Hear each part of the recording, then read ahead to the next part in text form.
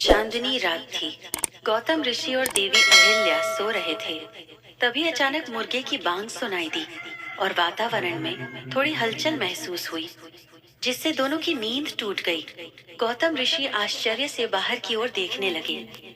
देवी अहिल्या हल्की नींद में गौतम ऋषि से बोली, स्वामी, आज मुर्गे ने इतनी जल्दी बांग कैसे दे दी? सुबह इतनी जल्दी हो गई। पता नहीं अहिल्या, समझ नहीं आया।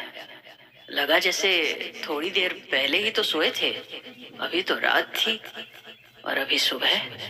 हाँ, मुझे भी ऐसा ही प्रतीत हुआ। चलिए, मैं आपके दैनिक तप पर निकलने की तैयारी कर देती हूँ। इस तरह गौतम ऋषि अपना कमंडल लेकर गंगा नदी की ओर चले गए।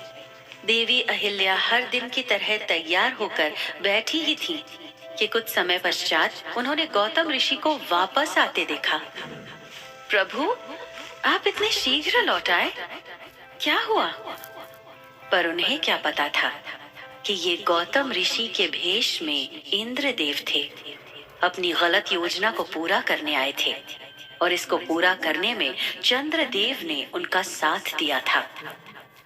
रात को सुबह की तरह दिखाने वाला छल करके और मुर्गे की तरह बांग लगा के गौतम ऋषि के भेष में इंद्रदेव बोले, देवी, मैं जा ही रहा था कि मुझे अनुभूति हुई कि अभी रात ही है।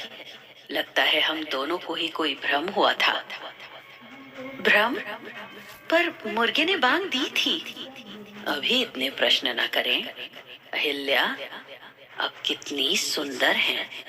आपका ये रूप, ये यौवन सूर्य के समान है, जो हर दिन बढ़ता ही जा रहा है। हम इस रूप के दास हैं, पर हम अपने तप में लगे रहे। ये समझा ही नहीं कि आप एक स्त्री भी हो, एक सुंदर और यौवन से भरी स्त्री, जो कि अपने पति से प्रेम और इस यौवन के लिए प्रणय चाहती होंगी। देवी अहिल्या थोड़ा घबरा के और थोड़ा शर्माते हुए बोली, स्वामी, आप ये क्या कह रहे हैं? अहिल्या, आज बस हमें आपसे प्रेम हो गया है।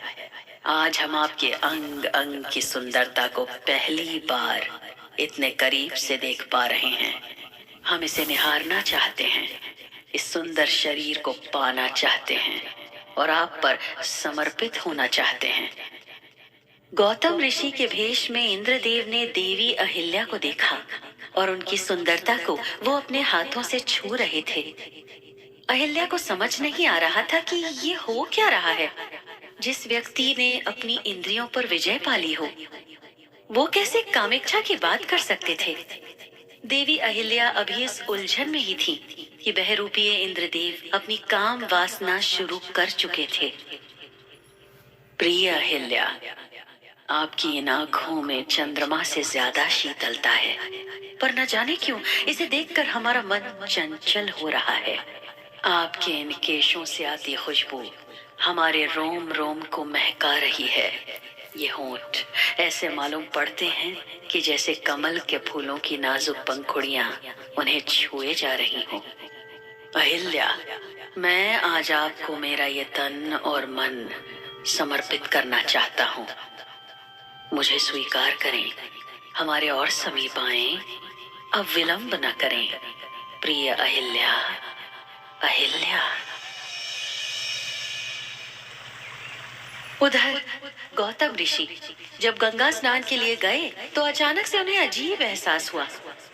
उन्हें महसूस हो गया था कि कुछ तो गड़बड़ होने को है, जिसकी वजह से उनका मन बार बार परेशान हो रहा था। महर्षि गौतम मन में सोच रहे थे कि ना जाने क्यों आज उन्हें सुबह भी रात जैसी महसूस हो रही थी। उन्होंने चारों ओर देखा और खुद से बोले, आसपास पेड़ पौधों में इतनी शांति, वातावरण में इतनी सुस्ती क्यों है? इधर देवी अहिल्या को गौतम ऋषि द्वारा किया जा रहा प्रेम और मनोहर अच्छा लग रहा था। उन बाहों के आलिंगन से उनका अंग अंग खिल रहा था। वो सोच रही थी कि न जाने कब से वो गौतम ऋषि के इस एहसास के लिए तड़प रही थी। जो उन्हें अब जाकर मिला था। मासूम सी अहिल्या को यह ज्ञात ही नहीं था कि गौतम ऋषि के भेष में उनके साथ ये सब करने वाले इंद्रदेव थे। इन सबसे अनजान उन्होंने अपने आप को उन्हें सौंप दिया। उधर नदी के किनारे गौतम ऋषि उसी विचलित मन से सोचते हुए नदी में डुबकी लगाने को बढ़े कि माँ गंगा खुद ही प्रकट हो गईं। आप सही सोच रहे हैं गौतम ऋषि, अभी सवेरा नहीं हुआ है। सूर्य देव को निकलने में अभी अधिक समय है। पर मुझे और मेरी पत्नी अहिल्या को मुर्गे की बांग सुनाई दी थी। हमें लगा सवेरा हो गया, इसलिए हम नदी तट की ओर चल पड़े। मुनिवर, ये सब एक सोची समझी योजना है। ऐसा प्रतीत हो रहा है कि कुछ तो अनिष्ट होने वाला है। इतना सुनते ही गौतम ऋषि तीव्र गति से अपनी कुटिया की ओर लौटने लगे। कुटिया की ओर जाते समय उनके मन में काफी सारे सवाल और बुरे ख्याल आ रहे थे। उन्हें बेचैनी हो रही थी, जैसे आज कोई बड़ी अनहोनी होने वाली हो। उन्हें रह रहकर कुटिया में अकेली पत्नी अहिल्या का भी ख्याल आ रहा था। वो और अधिक गति से कुटिया की ओर बढ़ गए। गौतम ऋषि अपनी कुटिया के बाहर पहुंचे ही थे कि चंद्रदेव ने उन्हें देख लिया। चंद्रदेव खिड़की से इंद्रदेव को सतर्क करने की कोशिश करने लगे, लेकिन गौतम ऋषि के भेष में बहुरूपीय देवराज इंद्र और देवी अहिल्या एक दूसरे में इतने खोए थे कि इस प्रेम प्रसंग के दौरान उन्हें किसी के आने जाने का कोई एहसास तक न हुआ। अहिल्या, अहिल्या कहाँ है? ठीक तो है अहिल्या? अहिल्या! गौतम ऋषि की आवाज सुन के अचानक देवी अहिल्या की आंख खुली और बहरूपीय इंद्रदेव की बाहों से अलग हो गईं। इसी बीच इंद्रदेव की आंखें चंद्रदेव पर पड़ी और वो समझ गए कि गौतम ऋषि लौट आए हैं। उनको गौतम ऋषि की आवाज पास आते ही और तेज होती सुनाई दी। वो कुटिया तक आ पहुंचे थे। अहिल्या, आप सुरक्षित तो हैं? अहिल्या! अब तक गौतम ऋषि बोलते बोलते कुटिया के द्वार पर आ चुके थे। ये देख देवी अहिल्या के होश उड़ गए। वो कभी समीप लेटे गौतम ऋषि यानी कि बहुरूपीय इंद्र को देख रही थी, तो कभी कुटिया के द्वार पर खड़े गौतम ऋषि को। स्वामी, आप यहाँ हैं? तो ये कौन है? ये जो मेरे साथ रात्रि से हैं।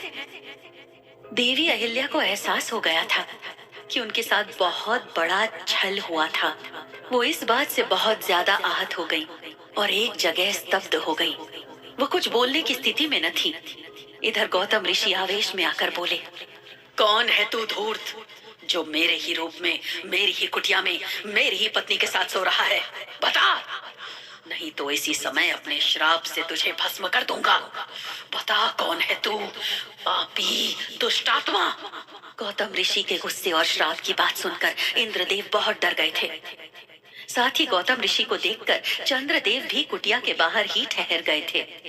मुझे क्षमा कीजिए मुनिवर, मैं देवराज इंद्र हूँ। मुझे अहिल्या से प्रेम हो गया था।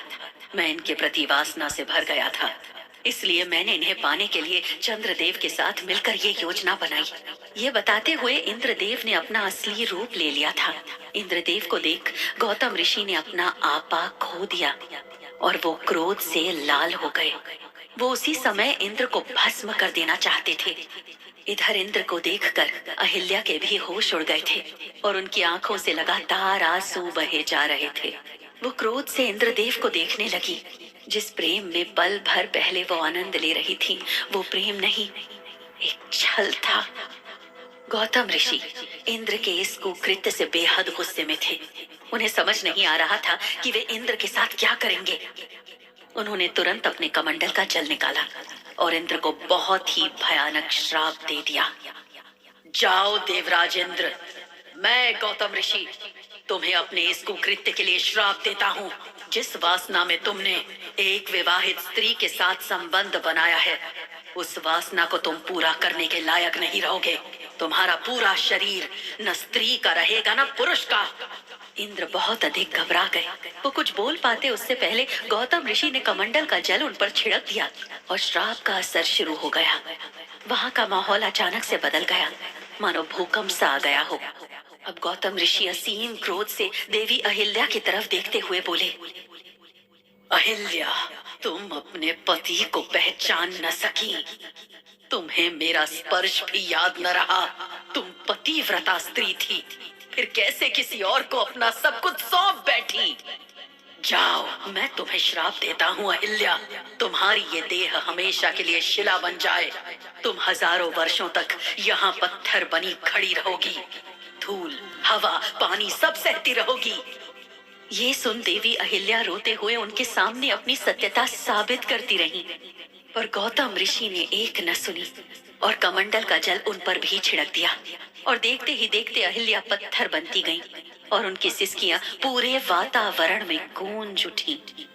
और ये सिसकियां कई वर्षों पश्चात राजा जनक की पुत्री सीता जी को सुनाई दी, जब वो मिथिला के इसी वन में अपनी सखियों और सैनिकों के साथ घुड़सवारी करती हुई आई थी और अपनी सखियों के साथ इसी कुटिया के आसपास खेल रही थी। तभी उन्हें एक स्त्री के रोने की ध्वनि सुनाई दी। ये कौन स्त्री रो रही है? ये ध्वनि कहाँ से आ रही है? रोने की ध्वनि अब भी आ रही थी। सीता जी की सखियां भी चारों तरफ देखने लगी। तभी उनकी नजर उस बड़े पत्थर पर गई और उसे देख वो बोली, अरे, ये ध्वनि तो इस शिला से आ रही है, परंतु ये कैसे संभव है? ये कहते ही सीता जी उस पत्थर के समीप जाने लगी तो पास खड़े सैनिक ने उन्हें रोक दिया। रुक जाइए राजकुमारी जी, वो एक श्रापित पत्थर है। कई वर्षों पूर्व एक पति ने अपनी पत्नी को उसके धोखा देने के अपराध स्वरूप उसे शिला बनने का श्राप दे दिया था। ये सुनते ही पत्थर अचानक से हिलने लगा, हवा तेज चलने लगी, बादल गरजने लगे, पेड़ पौधे टूटकर गिरने लगे। ऐसा प्रतीत हो रहा था मानो कोई तूफान आने वाला था। और इसी बीच सिसकियों की ध्वनि के साथ उस पत्थर से फिर एक स्त्री रोते हुए बोली, नहीं, मैं निर्दोष हूँ, मैंने कोई धोखा नहीं दिया था। बिना मेरा पक्ष जाने मुझे उस अपराध का दोषी बना दिया जो मैंने नहीं किया, अपितु मेरे साथ छल से किया गया था। इतना कहते ही पत्थर से फिर तेज तेज सिसकियों की ध्वनि पूरे जंगल में गूंज उठी। पत्थर हिले जा रहा था। ये सब सुनकर सीता जी अत्यधिक क्रोधित हो गई और आवेश के साथ आसमान में देखती हुई बोली, एक स्त्री के साथ ऐसा घोर अनर्थ, ऐसा कोई कैसे कर सकता है? इन्हें अपनी बात रखने का अवसर क्यों नहीं दिया गया? सीता जी ने फिर अपने क्रोध को संभाला और पत्थर की ओर देखते हुए बड़े करुणा के साथ उनसे शांत होने की प्रार्थना की। हे शिला में समाहित स्त्री, मैं जनक पुत्री सीता आपसे विनम्र निवेदन करती हूँ कि आप मन और वातावरण की इस व्याकुलता और क्रोध को शांत कर हमें बताएं कि आप कौन हैं और आपके साथ ये अप्रिय घटना कैसे घटित हुई। कृपया हमें अपना सारा वृत्तांत सुनाएं। सीता जी के ये वचन सुनते ही पत्थर ने हिलना बंद कर दिया और वहाँ का माहौल भी थोड़ा शांत हो गया और पत्थर में से फिर वही स्त्री यानी देवी अहिल्या ने बोलना शुरू किया।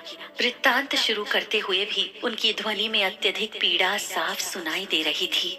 हे सीता, प्रणाम, मैं अहिल्या हूँ, ब्रह्मदेव की मानस पुत्री। माता अहिल्या का नाम सुनते ही सीता जी थोड़ा अचंभित हो गईं और दोनों हाथ जोड़कर वो भी उनका अभिवादन करने लगी। अहिल्या ने आगे फिर अपने बारे में विस्तार से बताना प्रारंभ किया।